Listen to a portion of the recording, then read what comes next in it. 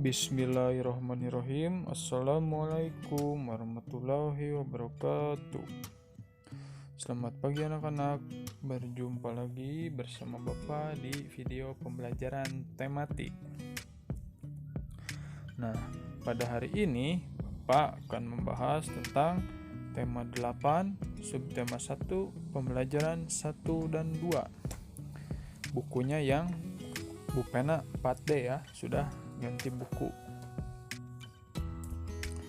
Adapun tujuan pembelajarannya yaitu yang pertama, memahami unsur-unsur teks fiksi dan jenis teks fiksi. Yang kedua, mengetahui pengaruh gaya otot terhadap gerak benda. Dan yang terakhir, yang ketiga, mengetahui tempo pada lagu daerah. Kita langsung saja masuk ke materi pertama, yaitu unsur-unsur dari teks fiksi. Teks fiksi adalah teks yang berisi rekaan atau khayalan yang tidak berdasarkan kenyataannya.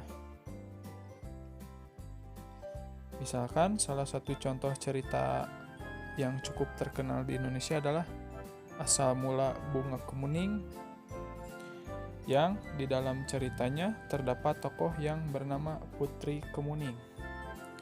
Tokoh adalah pelaku cerita atau suatu yang mengalami peristiwa di dalam suatu cerita. Namun, tokoh dalam sebuah cerita tidak selalu berwujud manusia. Bisa juga berwujud hewan, tumbuhan, atau benda lainnya. Nah, selain tokoh, ada beberapa hal lain yang diperlukan agar sebuah teks fiksi atau cerita dapat berjalan dengan baik. Yang pertama yaitu adalah tema. Tema merupakan dasar cerita atau suatu yang menjadi pokok terbentuknya suatu cerita. Yang kedua ada alur. Alur merupakan rangkaian peristiwa atau kejadian yang terdapat dalam suatu cerita. Yang ketiga ada latar. Latar merupakan keterangan yang menjelaskan keadaan dalam suatu cerita. Latar dalam teks fiksi terbagi menjadi 3, yaitu ada latar tempat, waktu, dan latar suasana. Yang terakhir yaitu ada amanat. Amanat merupakan pesan yang terkandung dalam sebuah cerita. Setelah membaca suatu teks fiksi, kita diharapkan dapat menerapkan amanat yang terkandung di dalamnya. Nah, anak-anak bisa membaca materinya di halaman 3 ya, di halaman 3 dan 4.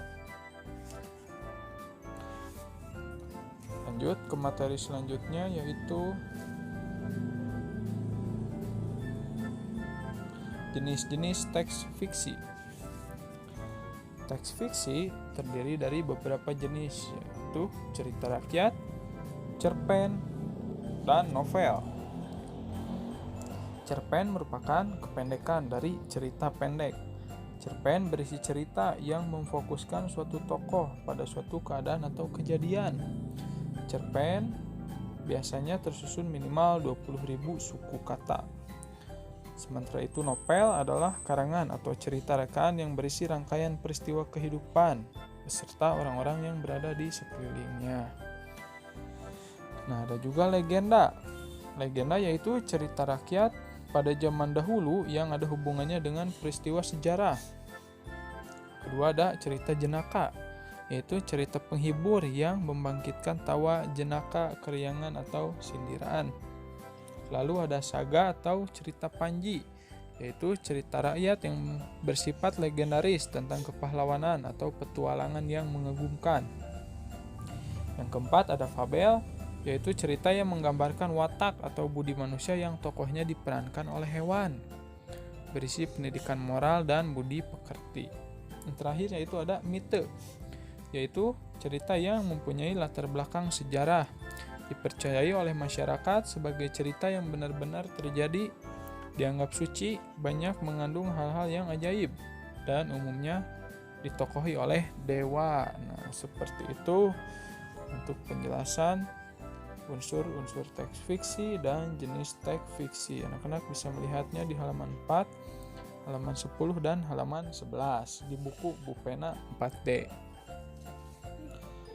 materi selanjutnya yaitu pengaruh gaya otot terhadap gerak benda. Gaya otot terhadap gerak benda banyak digunakan oleh manusia untuk melakukan aktivitas sehari-hari. Gaya otot dapat menyebabkan benda yang semulanya diam menjadi bergerak.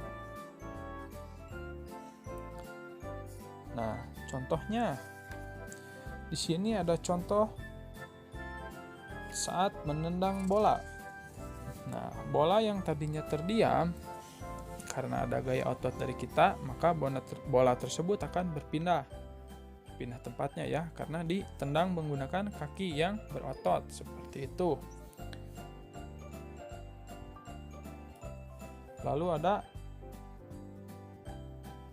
anak kecil sedang mengayuh sepeda. Nah, sepeda awalnya diam karena dinaiki atau ditunggangi dan dilakukan gaya otot.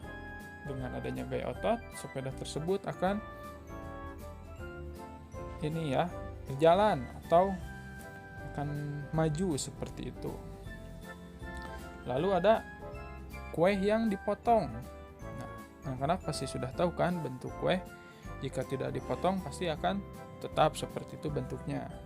Besar ya, kita akan susah untuk memakannya. Apabila dipotong, maka kue tersebut bisa dimakan sesuai ukuran ya. Nah, memotong kue itu menggunakan gaya otot. Kue dipotong oleh pisau menggunakan tangan kita menggunakan gaya otot seperti itu. Lalu yang terakhir ada apabila kita menyerut pensil. Nah, kita kan tangan yang sebelah kiri memegang serutan, sebelah kanan memegang pensil. Nah, apabila menggunakan tenaga atau menggunakan otot, maka si pensil tersebut akan menjadi runcing ya. Seperti itu.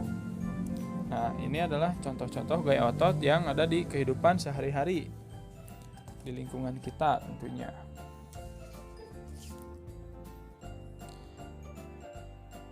Selanjutnya yaitu materi yang terakhir adalah tempo pada lagu daerah. Tempo dalam musik adalah cepat atau lambatnya sebuah lagu yang dinyanyikan. Tempo dapat diartikan juga sebagai banyaknya jumlah dalam 1 menit. Ada lagu yang dinyanyikan dengan cepat, sedang, atau lambat.